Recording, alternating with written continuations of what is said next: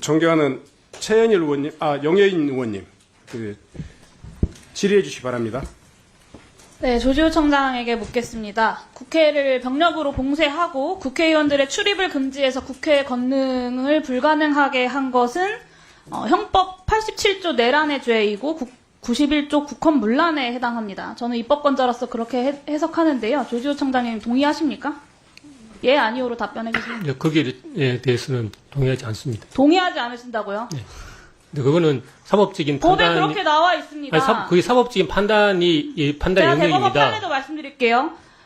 대법원 96 도 3376 국회의사당 점거 폐쇄 등 일련의 행위는 강압에 의하여 헌법기관의 권한을 침해하거나 배제함으로써 권능 행사를 사실상 불가능하게 한 것이므로 국헌문란에 해당한다라는 전원합의체 판결.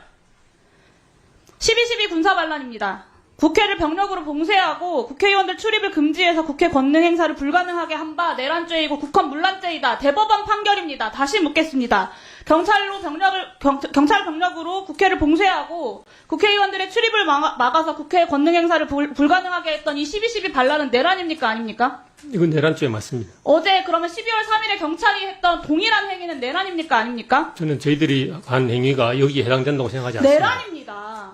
그건 의원님 생각이시고요. 같은 행동을 하지 않으셨습니까? 같은 행동 아닙니다. 12.12 군사반란은 내란이고 국헌문란이라고 대법원이 판결을 했습니다. 그리고 그 이유가 바로 이틀 전에 이곳 국회에서처럼 군경이 국회의원의 헌법적 기능을 가로막는 행태를 보였기 때문에 내란이라고 판단을 한 겁니다. 그것이 민주공화국 대한민국이 합의한 사법정의입니다. 청장님. 그리고 12월 3일에 동일한 내란의 범죄가 다시 한번 발생한 겁니다. 대한민국에서. 근데 지금 이곳 국회에서 경찰의 책임자라는 분이 다 그것을 부정하는 겁니다. 본인들이 12월 3일에 했던 행동들 뿐만 아니라 대한민국 사법부의 판결에 대해서도 부정하시는 겁니다. 청장님 지금. 저는 사법부의 판단을 부정한 적이 없습니다. 사법부의 판단에 기초해서 볼 때 저희들이 지난 12월 3일 날 경찰권 행사가 독재 시절에 내란죄에 해당하지 않는다고 들으세요. 말씀드리는 겁니다. 반헌법적인 공권력 행사에 대해서 공부하지도 않고 반성하지도 않고 그것에 따라서 경찰이 민주경찰이 되기 위한 노력도 하지 않는다라는 것입니다. 경찰에서 제출한 보고자료도 참 가관인데요. 23시 37분 국회 출입 통제 포고령 확인 후에 국회 출입 통제 하셨습니다. 이것을 아까 보고하실 때도 포고령 1호에 따라서 그렇게 했다라고 하셨어요. 대한민국 경찰이 따라야 하는 것이 헌법과 법률입니까? 아니면 권력자의 지시사항입니까? 당연히 헌법과 법률입니다. 그렇죠. 근데 12월 3일 밤에 윤석열 대통령이 계엄령 선포하고 나서 계엄법 살펴보셨습니까? 예. 계엄법 어디에도 국회의 정치활동을 금지할 수 있다고 나오지 않습니다. 필요한 때에는 집회결사 또는 단체 행동에 대하여 특별한 조치를 할 수 있다고 해놨습니다. 도대체 그날 군사상에 무슨 필요가 있었길래 정치적 활동 자체도 제약하고 정치적 결사, 집회, 시위를 제한합니까? 무엇이 필요하다고 하는지 계엄사로부터 들은 이유 있으십니까? 설명 들으셨습니까? 계엄사로부터 요청이 있었습니다. 아니요, 설명 들으셨냐고요. 필요가 있으면 이렇게 할 수 있다는 것이 조항인데, 어떤 필요가 있다고 설명을 들으셨냐고요. 계엄사로부터 요청이 있었고, 헌법과 계엄법에 따라서 발령된 계엄입니다. 했다라는 네. 말씀이신 거죠? 지시가 있었기 때문에. 100번 양보해서 저기 어디에 국회의 정치활동을 금지할 수 있다고 나와 있습니까? 그 포고령은 위헌이고 위법한 거예요. 그리고 위법하고 위헌적인 지시를 따른 부하 직원에 대해서도 대법원에서 위법성이 조각되지 않는다라는 판결을 이미 여러 차례 했습니다. 87도 2358 박종철 고문치사 사건 중대하고도 명백한 위법 명령에 따른 행위는 정당 행위가 아니다. 아까 이야기했던 96도 3376 12.12 군사반란 위법한 명령에 따라 범죄 행위를 한 경우에는 상관의 명령에 따랐다고 해서 부하가 한 범죄 행위의 위법성이 조각될 수 없다. 이 포고령 자체가 위법하고 위헌하다는 것이고 그것에 따라서 지침을 이행했다라고 말씀하시는 경찰청장의 지난 12월 3일의 행태가 위법하지 않다고 말할 수 없다는 거예요. 마지막으로 묻겠습니다. 조지호 청장은 헌법과 법률을 위반한 것이고요. 12.12 군사반란에 가담자들이랑 똑같이 위반한 것입니다. 12월 3일 밤 왜 국회를 막아야 했습니까, 경찰이? 그건 조금 전에 제가 말씀드린 그대로입니다. 지시가 있었기 때문에 그랬다. 이유는 모르겠다. 계엄 상황에서 계엄사령관의 요청이 있었고, 그러니까요. 요청이 네. 있고 지시가 있어서 그냥 그것을 수행했다라는 것이잖아요. 그것이 수많은 국민들이 생중계로 그날 현장을 다 봤습니다. 비상계엄 해제 의결 못하게 하려고 한 거 국민들이 다 알고 있습니다. 국회가 비상계엄 해제 의결하기 전까지 경찰은 국회 출입통제 풀지 않았어요. 국회의원들이 경찰 감시 피해가고 담벼락 넘어가면서 겨우겨우 모여가면서 비상계엄 해제를 의결했기에 망정이지, 당시에 조지호 청장이 바라던 대로 국회를 다 통제해서 그때 의결 못했으면 오늘 이 자리도 없는 거 아닙니까? 저도 여기 있는 다른 야당 의원들도, 그리고 표결에 동참하려고 했던 여당 의원들도, 이재명 대표도, 한동훈 대표도, 그리고 입법부의 수장인 국회의장까지 한 명 한 명 다 잡혀갔을 겁니다. 포고령에 따르면 처단한다고 되어 있어요. 읽어보셨죠? 읽어보셨죠? 네. 청장님, 그 포고령에 나와 있는 처단이 무슨 뜻인지는 알고 그 포고령을 이행하신 겁니까? 처단이라는 말이 무슨 뜻인지 알고 하셨습니까? 그 처단이 어떤 구체적인 의미를 가지는지는 법적인 근거도 없는 조항이죠. 네. 그리고 좀 더 살펴봐야 처단이 되는 겁니다. 일반적으로 쓰일 때 사람의 목숨을 가져가는 걸 이야기하죠.